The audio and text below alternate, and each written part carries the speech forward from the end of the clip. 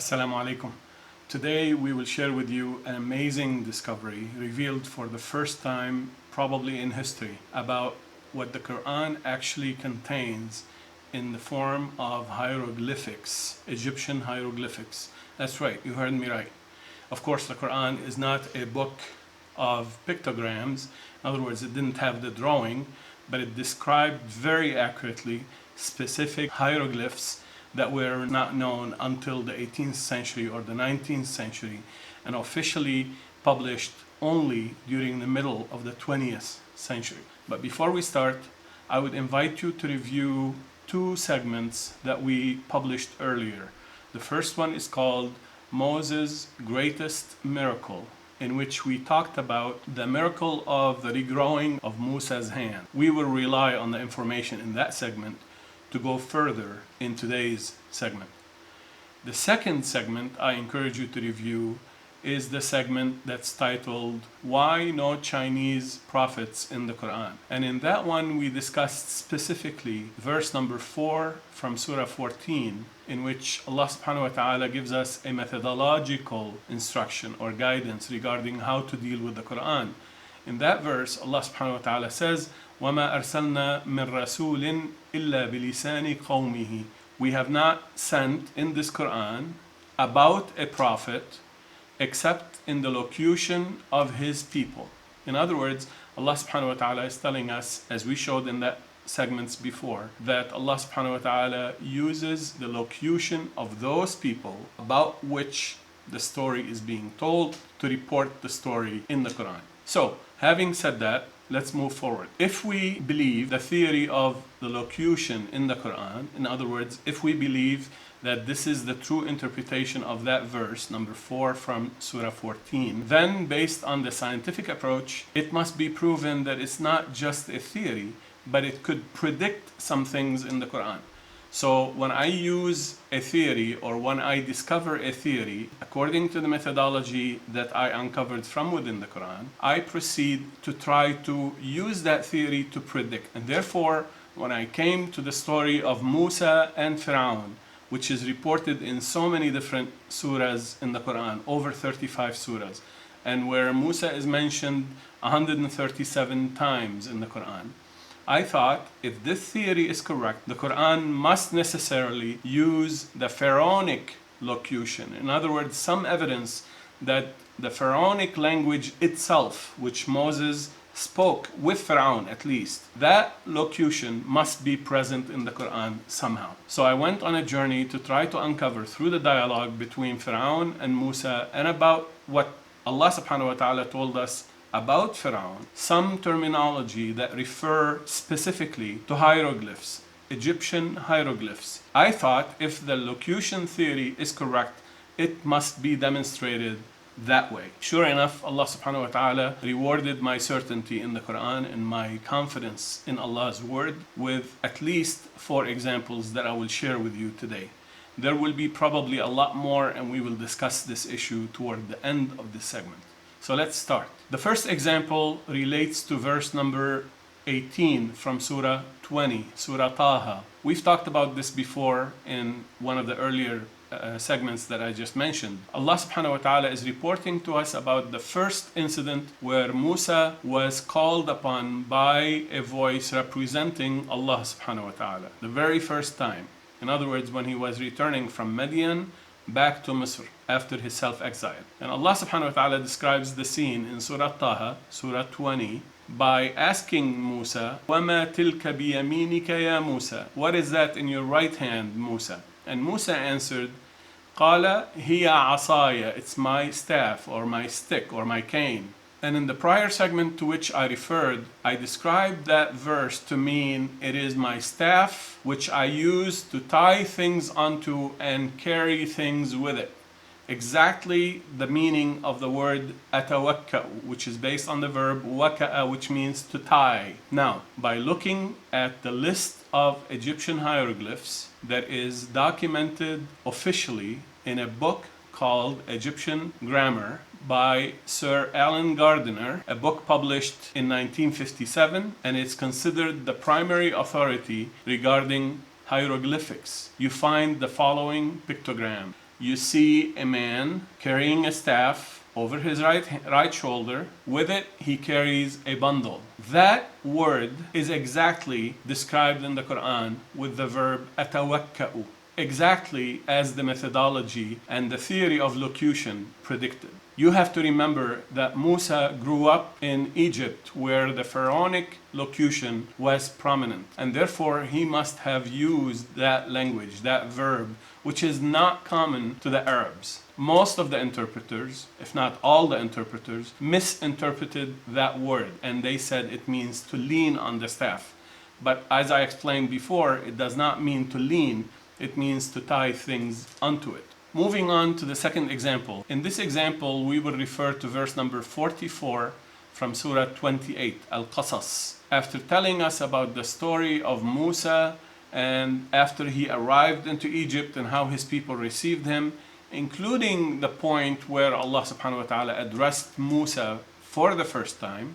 After that, Allah subhanahu wa ta'ala is addressing Prophet Muhammad sallallahu alaihi wasallam, telling him, وَمَا كُنْتَ بِجَانِبِ الْغَرْبِيِّ إِذْ قَضَيْنَا إِلَى مُوسَى الْأَمْرِ وَمَا كُنْتَ مِنَ الشَّاهِدِينَ. And you, Muhammad, were not next to Al-Gharbi. I will translate that word. When we discharged for Musa the undertaking he's required to carry on, and you are not among those who witnessed. Allah subhanahu wa ta'ala is describing Musa in this case as Al-Gharbi. You are not next to him when we commanded him to go forth and carry out the mission for the first time. Allah subhanahu wa ta'ala used the word Al-Gharbi, and that was really strange. So I looked up the word Al-Gharbi or Gharbi in the Arabic sources, and I found that one of its meanings is the person who is from the West, as you would expect, the Western person. And that made sense because compared to where he was, Musa was from a point further west. In other words, he was on the way from Madian, which is east of Egypt, back to Egypt, which is west of Madian. Another meaning is the person who married from outside his clan, and that definitely applied to Musa. But then I looked through the Gardner list again, and I found the following pictogram. The book Egyptian Grammar describes this pictogram to mean two things. Number one, west, which is pronounced imnet, or right hand, which is pronounced wimni. And both of these things fit perfectly to Musa. In other words, Allah subhanahu wa ta'ala is referring to Musa using the common nickname that people used for him, which is the right-handed one, or the Western one, meaning the one who came from the West.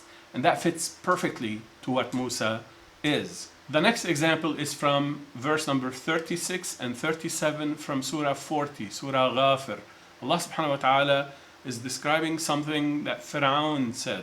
وَقَالَ فِرْعَوْنُ يَا هَامَانُ ابْنِ لِي صَرْحًا لَعَلِّي أَبْلُغُ الْأَسْبَابِ أسباب السماوات فأطلع إلى إله موسى وإني لأظنه كاذبا. And Fir'aun said, O Haman, build for me a structure. Perchance I shall accumulate the means. And the next verse it continues, the means of prayers heard by the heavens, and then if their God responds, I shall get to meet Musa's God, for I am confident that he is lying. Allah subhanahu wa ta'ala is reporting the words that Fir'aun said in a form of mockery, in a form of belittling the beliefs of the Israelites after Musa returned to them. Why do we say this? Because the word asbab, which is the means, is described in another verse from Surah 22, Al-Hajj, verse number 15, where Allah subhanahu wa ta'ala is challenging someone who does not believe that Allah subhanahu wa ta'ala will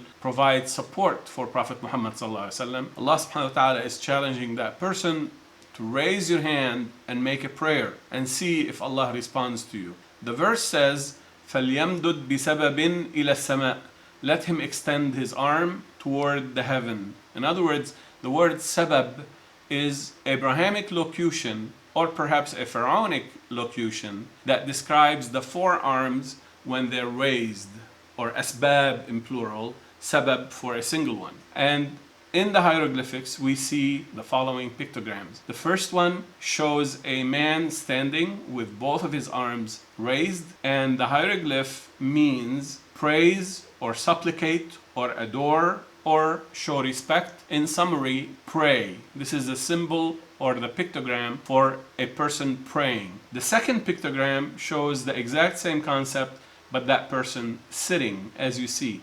By the way, I apologize for the graininess of the images. The third one is very interesting because it shows both arms being raised, and that represents the spirit or the soul or the connection with the beyond. All of those symbols represent the hands raised in supplication or in prayer. This is exactly how Allah subhanahu wa ta'ala described Fir'aun using that word. Now, back to those verses that we just read, verse 36 and 37 from Surah 40, which is Ghafir. Fir'aun said, O Haman, he's calling on the name of the major architect or the major in charge of all punishment, perhaps, in charge of all soldiers and all gangs that executed punishment against the Israelites and the slaves. O Haman, build for me a structure.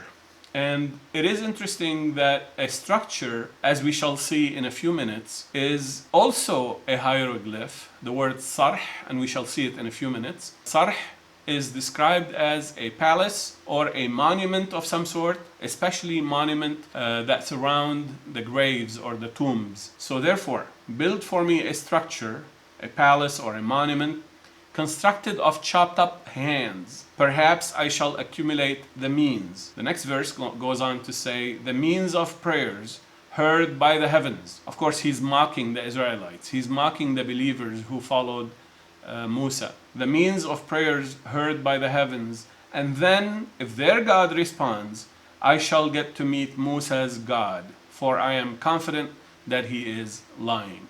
In other words, Allah subhanahu wa ta'ala is showing us a detailed account of how Fir'aun responded to the message of monotheism, the message of connecting with God through supplication, through the raised forearms, and used exactly that practice to exercise the punishment against them for believing in what Musa preached.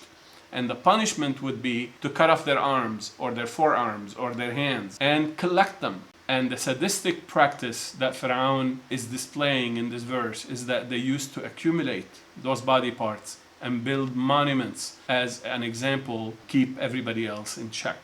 Now let's move to the fourth and final example where Allah subhanahu wa ta'ala used in that same verse I just read, verse 36 from Surah 40, the term sarh.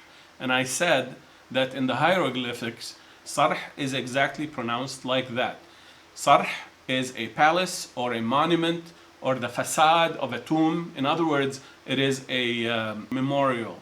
And it's exactly how Pharaoh or Fir'aun used those monuments. In other words, they built monuments made or constructed with the chopped up arms and hands. And this is the pictogram that shows from the Gardner list that I just mentioned earlier. So now we have 4 clear examples about how the Quran referred to specific locutionary terms, locutions, used by the Pharaonic language in their own pictorial language, which is the hieroglyphics. I am sure that there are a lot more in the Quran. I am not an Egyptology specialist. I have spent a lot of time to try to research this issue to the abilities that I could afford, but in general, we need more specialists and we need more people who are excited about this discovery to push it forward and to take it to its logical conclusion. But at least this proves that the theory of locution in the Quran, in other words, the theory that Allah subhanahu wa ta'ala recounts to us the stories of messengers in the specific regional dialects and jargon that they used in their own days. And this is proven without doubt. In other words, this proves that Musa used that jargon and Allah subhanahu wa ta'ala referred to that jargon, that same jargon, and I've showed you at least 4 examples in the Quran. Finally, this proves that the Quran is truthful and there is no way that Muhammad sallallahu alaihi wasallam or anybody of his time could have known about these hieroglyphs and could have included them in such an elegant way, in such a representative way and convincing way within the composition of the narrative of the Quran. This is the ultimate challenge to the Orientalists who claim that Muhammad came up with this Quran from his own. This is a challenge to all of those who still refer to the traditions that we inherited. They did not know everything there is to know about the Quran. And this is also a challenge to some of the Muslims who have neglected the Quran. We need to reinvest our time and reapply our certainty in the Quran to try to uncover more and more discoveries.